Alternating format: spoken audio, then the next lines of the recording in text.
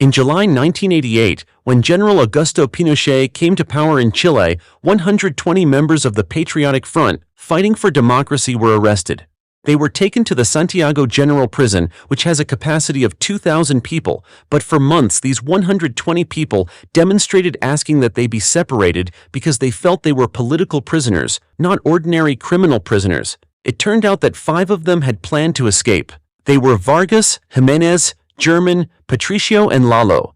But when they occupied their cells, Vargas was forced to rush to cell 51 because cell 50, which he had planned to occupy, was occupied by another prisoner. This automatically changed their plan, which was to connect the upper and lower floors, but Vargas had other ideas to handle it. In this prison block, the prisoners were given tasks according to their skills and interests. Some worked as toolmakers, cooks, tailors, and even painters.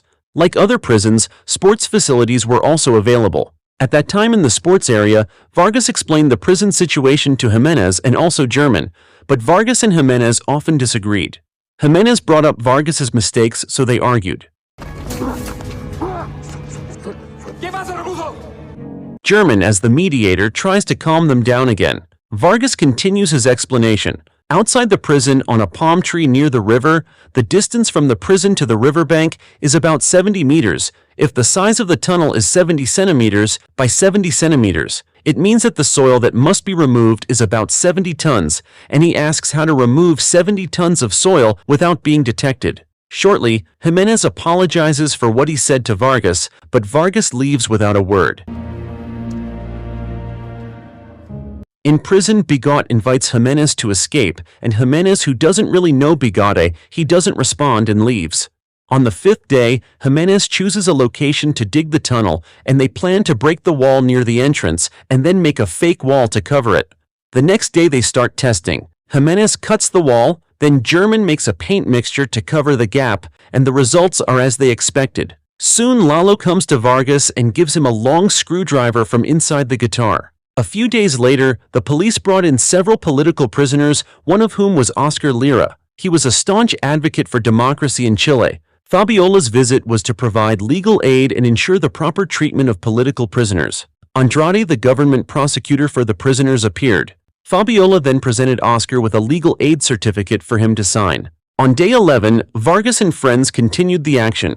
German cut the wall, and Vargas made a hole in the wall leading to the ceiling. When Vargas started cutting with a hacksaw, suddenly the wall collapsed.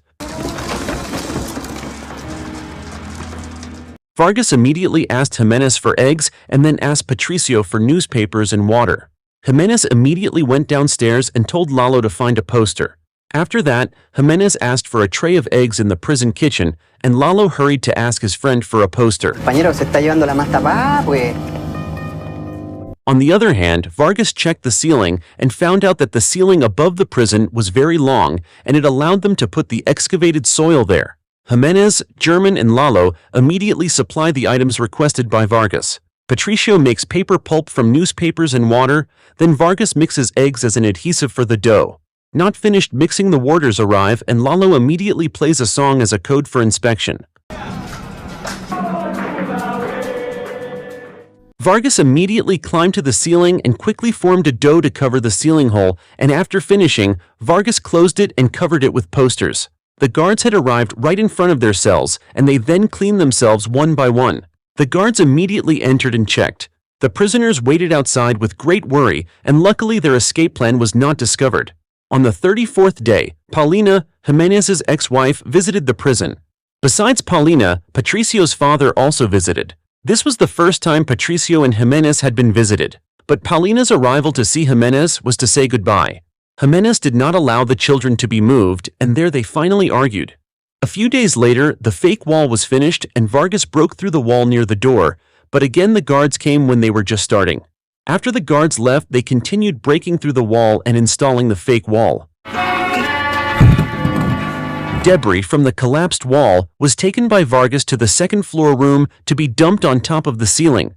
They leveled the soil and debris so that the weight on top of the ceiling would be evenly distributed. After they finished digging and placing the soil, they covered the hole in the wall and ceiling and then disguised it with paint dough, and they did the work repeatedly and alternately. On day 77, after more than 20 days of digging, Vargas began to measure the tunnel, and it turned out that the results they got were only 190 centimeters, meaning that they still had 6,810 centimeters left to dig.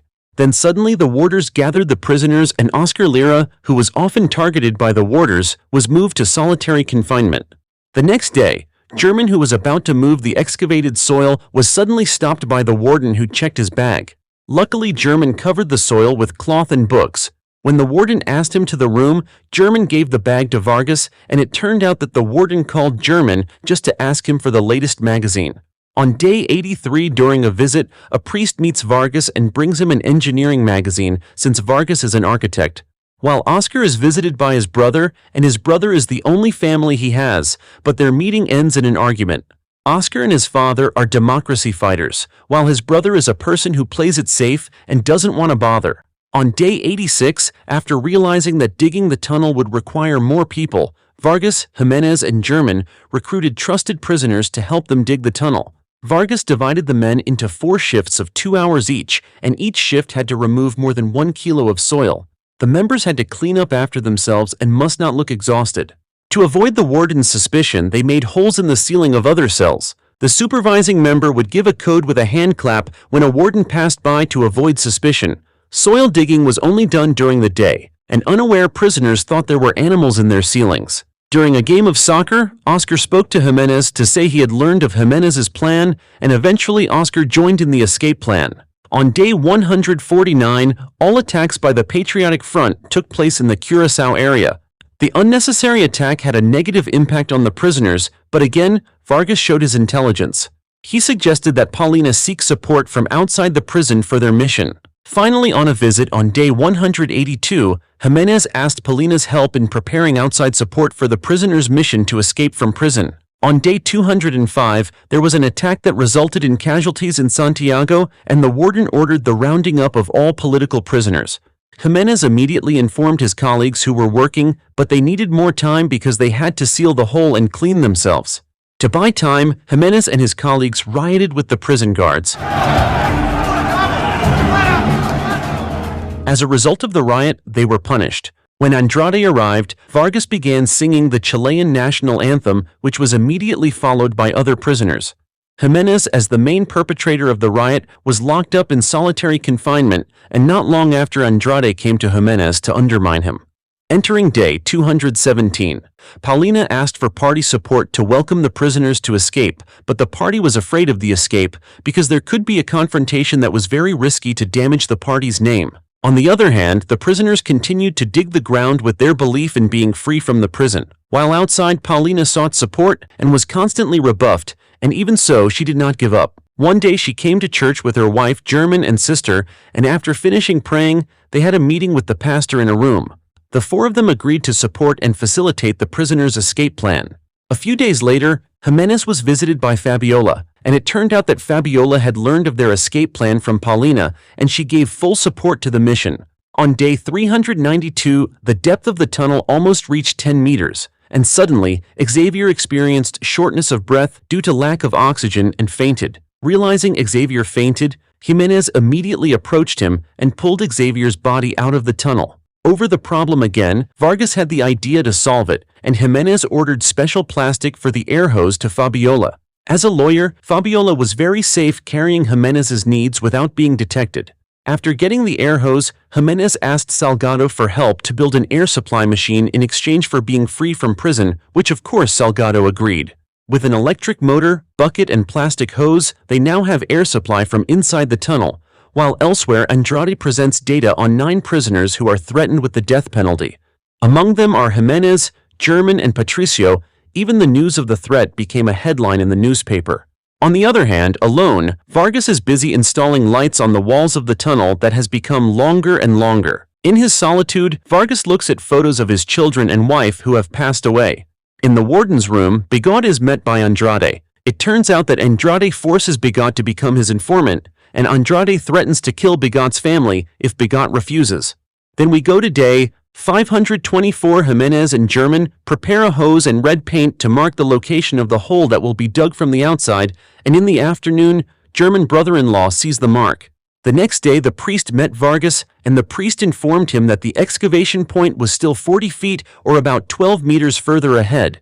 The priest asked Vargas to go to confession, but since his daughter and wife died, Vargas seemed to lose his spirit. On day 559, while German and his partner were working, there was a sudden earthquake that made everyone panic. Vargas and Jimenez ran into the cell to save their friends who were working in the tunnel. After checking the tunnel, Vargas was sure the walls would collapse if there was another earthquake, and for that reason they accelerated and increased the hours of excavation. On the other hand, Paulina is preparing new identities for the prisoners who will escape. While playing chess, Emilio asks Vargas to bring all the prisoners. Emilio himself is not interested in escaping, and he only asks Vargas to run as fast as possible for him when Vargas is free. Vargas agrees to Emilio's request and ends the game. On the last visit, the prisoners who intend to escape hug their respective families except Vargas, who can only see his family photo, and the risk of this escape is very high. Then on the afternoon of January 29th, 1990, on the 567th day, the prisoners and guards are watching a movie together, and the members who are preparing to escape leave the place one by one. Oscar Lira is in charge of checking the registered members to enter the tunnel, and Jimenez is the first to enter first. The people outside did not come to open the hole, and as a result they had to wait in the hot, cramped, and claustrophobic tunnel. The length of the tunnel that was dug for more than 18 months was now more than 80 meters long. In the viewing room, Bigot suddenly realizes something is wrong, and he immediately looks for Jimenez, but Emilio stops him. In the end, Bigot very bravely knocks Emilio down, and now Bigot has seen the hole, and then he realizes that Jimenez has escaped. Oscar calmed Bigot and told him to go into the tunnel, but Bigot refused and wanted to report. As a result, they fought. After a long wait, the opening of the hole finally began, and after the hole opened one by one, they came out, but unfortunately Oscar was injured so badly that he was exhausted and chose to stay. After all the prisoners came out of the tunnel, they went along the road by the river to the bridge, and on the bridge the bus prepared by Paulina had arrived to pick them up. Realizing Oscar was not there, German returned to catch up with him while the other prisoners had entered and prepared in the car. In the movie room, the prisoners who returned helped Emilio to get up. Emilio then told them to escape through the hole in Jimenez's cell, and in the end, all the prisoners flocked to escape. After waiting for German and Oscar to arrive, they decided to continue their journey, but suddenly, German came in shaking his head, which meant Oscar was nowhere to be found. In the cell, the guards pulled back the prisoners who were trying to escape, although some of them managed to get out of the tunnel. On the other hand, while the prisoners were trying to escape, Fabiola and the priest were anxious from their homes. Afterward, Paulina distributed new identities to the prisoners. In the cell, the warden received a report that out of 120 prisoners, 49 managed to escape, and for whatever reason, the injured Oscar was hiding in the toilet. Andrade was informed by phone about the incident, and it infuriated him. On the other hand, the escaped prisoners were divided into groups and dropped off at different places. At each stop, a car was prepared to pick them up, and Paulina herself parted ways with Jimenez. After getting off, Vargas ran to fulfill Emilio's request, while Jimenez was the last person on the bus. This massive escape, known as Operation Éxito, was the largest prison break in the history of Chile. Some prisoners moved and settled abroad, and after Augusto Pinochet was replaced by President Patricio Aylwin, the fugitive status of the prisoners was lifted, and the movie was over.